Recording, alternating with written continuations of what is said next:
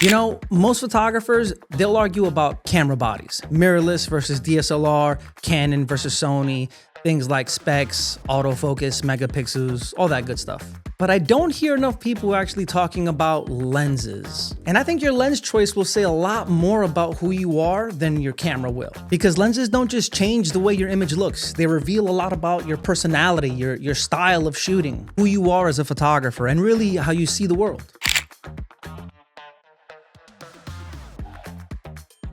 What's going on, guys? Welcome back to the channel. Check it out. Every lens has its own look, its own distortion, its own compression, its own personality. And the lens you reach for, especially the one you reach for when no one's watching, that says a lot about you.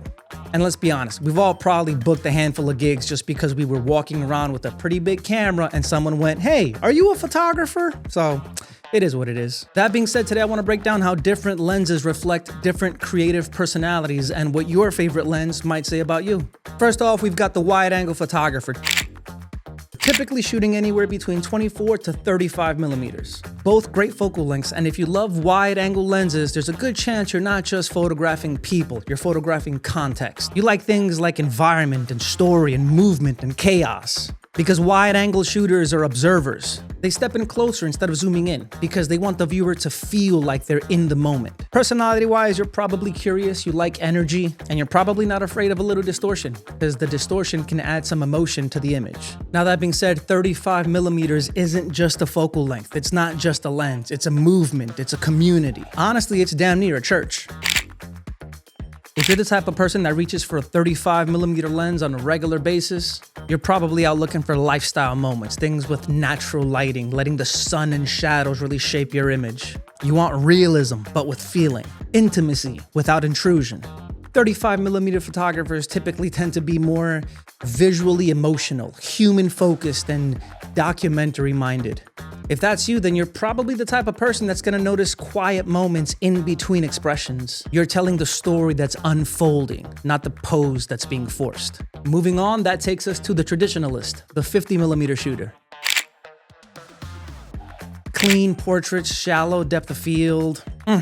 Something about the 50 millimeter focal length. If this lens speaks to you, then you probably care a lot about simplicity and clean composition, timeless images. You're not out here looking for gimmicks and crazy distortion and extreme composition and bokeh and things like that, but rather you trust your subject and your framing to do the work. I'd say 50 millimeter shooters are probably minimalists. And if the photo doesn't work at 50 millimeters, then you probably don't think it's gonna work at all. Man, my dog is barking a lot over there. I hope you can't pick that up too much on the microphone. I apologize, guys. Ugh, it's probably another dog outside. Dustin!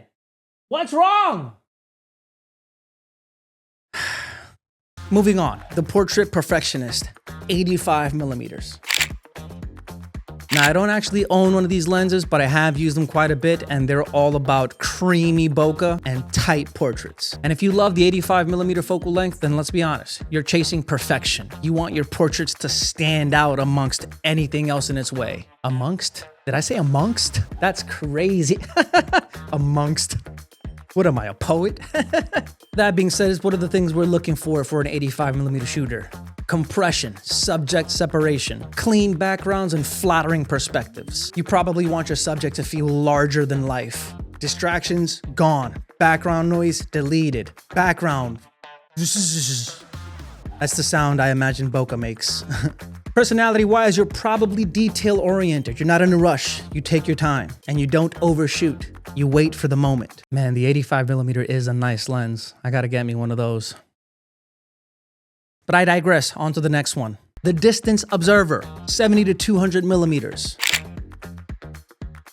We're talking sports, we're talking wildlife, we're talking candid moment, compression, headshots. Telephoto shooters see the world differently from everyone else. You're patient, and you observe from a distance. You let moments unfold naturally instead of forcing them to happen. A lens like this attracts sports and wildlife photographers, candid storytellers, and a little bit of back pain. If this lens speaks to you, then you understand that timing matters more than positioning. You're not loud, you're precise. And that takes us to the last type of shooter, the experimentalist, or experimenter. The people who experiment. People who shoot with vintage glass or odd focal lengths or unconventional glass, like this pocket lens or this 100mm macro lens, things that are going to give you very unique photos and composition. You probably care more about the feel and the vibe, the character of the image, not so much the perfection. You'd rather have the imperfections that tell a deeper story. And you understand that sometimes flaws make an image more memorable because you'd rather have emotion than technical sharpness. So here's a takeaway. Your lens choice shouldn't be about what's best. It's about what feels most like you. That lens that you trust, the one that you grab when it really matters, that's your visual voice. And that voice evolves over time.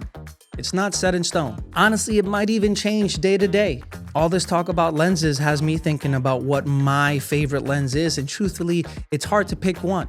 I do like the sharpness that I get out of a 70-200. I do like the perspective that I get out of a 24mm. I do like that timeless look I get out of a 50, but I also really enjoy playing with my pocket dispo lens. I really love the imperfections that I get when I shoot film on my Instax film camera. All these things, they speak to a different part of me that enjoys all of these different aspects of photography. And on any given day, I want to have a certain look, a certain memory for a certain emotion and a certain vibe and a certain, I don't know, I'm ranting a little bit now, but it's just cool stuff, and you have to get out there and experiment with all of it and really see what speaks to you, really see what speaks to the occasion. So the next time someone asks you, what lens should I buy? You tell them the better question is, who are you as a photographer? Because I think once you know that, the lens choice becomes obvious. All right, I feel like this got a little deep, unnecessarily so, but that's about it. Drop a comment down below and let me know what your favorite lens is and why. I'd love to hear what you guys think about this whole lens conversation. And you know the drill. If you liked the video, if you found any value in this video, consider hitting that like button and maybe subscribing, and I'll see you guys in the next one. Peace.